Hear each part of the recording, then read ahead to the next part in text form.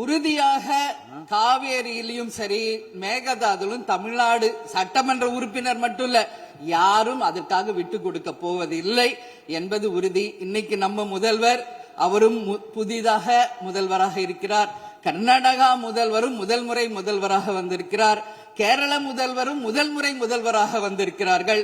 So 3 முதலமைச்சர்களும் ஒன்று நட்பு ரீதியாக பேசி இந்த பிரச்சனைக்கு தீர்வு காணலாம். அப்படி இல்லை என்றால் அவங்க சொல்றது கேட்கலன்னா பக்காவா நம்ம சட்ட ரீதியாக ரொம்ப ரொம்ப பழமையான ஒரு விஷயத்தை அன்னைக்கு நான் சொன்ன மாதிரி பேசிக்கிட்டே தான் இருக்கிறோம்.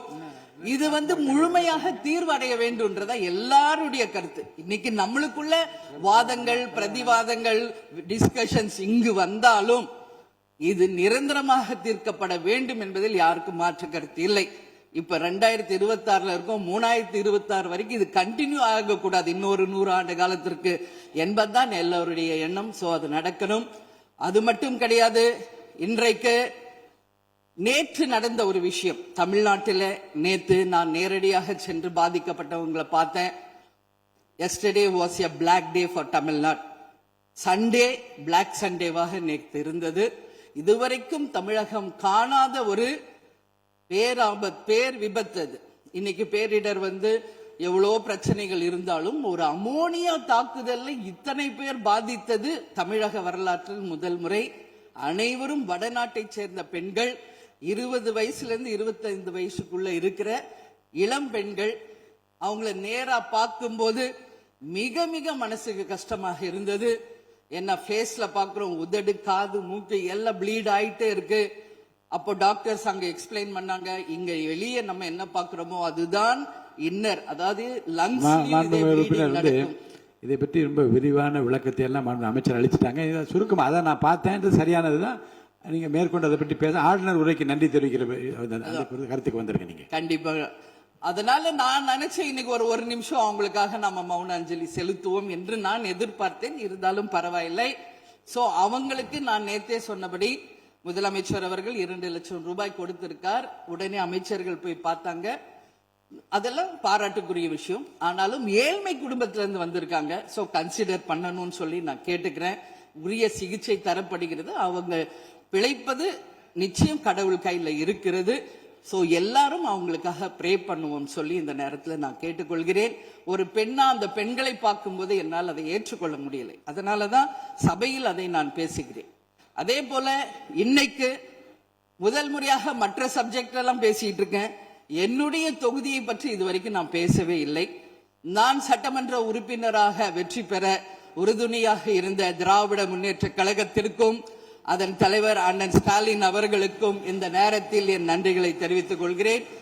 விருதாச்சலம் தொகுதி 2006 புரட்சி கலைஞர் கேப்டன் அவர்கள் முதல் முறையாக வெற்றி பெற்று ஒரு சரித்திர சாதனை படைத்த தொகுதி. மீண்டும் அந்த தொகுதியிலேயே என்னை வெற்றி பெற செய்த விருதாச்சலம் தொகுதி மக்களுக்கு என்னுடைய மனப்பூர்வமான நன்றிகளை இந்த அவையிலே தெரிவித்துக் கொள்வதில் பெருமை அடைகிறேன்.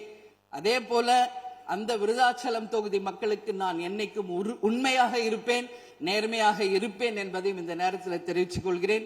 அவைத்தலைவர் அவர்களே, இதுல விருதாச்சலம் தொகுதிக்கு தேவையான அத்தனை விஷயங்களும் நான் எழுதியிருக்கேன். அவை நேரத்தை நான் அதிகம் ஏற்றுக்கொள்ள எல்லாருக்கும் வாய்ப்பு தரணும் அப்படின்றதுனால ஒரு 3 பாயிண்ட் மட்டும் சொல்றேன். முடிந்த பிறகு இதை உங்க நேரடியா உங்க கையில் நான் தருகிறேன்.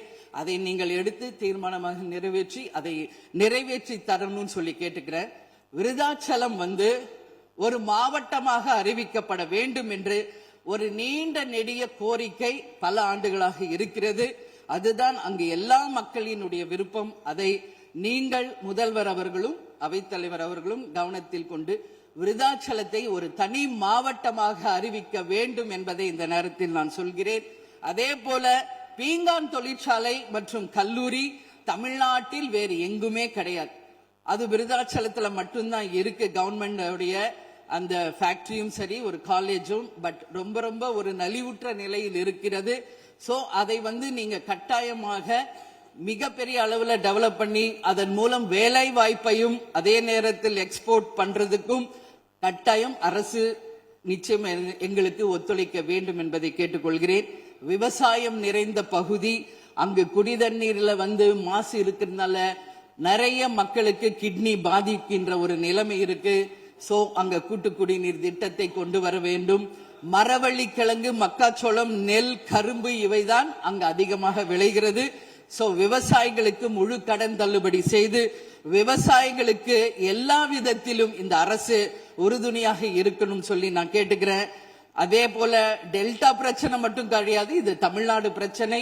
நம்மளுடைய நீர் ஆதாரம் எல்லாருக்கும் கிடைக்க வேண்டும் என்றும் கூறி, இது அவை முடிந்தவுடன் இதை உங்களிடம் சமர்ப்பிப்பேன். இதை நீங்கள் ஏற்று இதை கட்டாயம் நிறைவேற்றி தர வேண்டும் தொகுதிக்காக என்று கேட்டுக்கொண்டு, எல்லாருக்குமே இந்த நேரத்தில் இந்த அவையில் பேச வாய்ப்பு கொடுத்த அவைத்தலைவர் அவர்களுக்கும் இன்று பிறந்தநாள் காணும் முதல்வர் அவர்களுக்கும் என் நன்றிகளை தெரிவித்துக் கொண்டு அமர்கிறேன். நன்றி, வணக்கம்.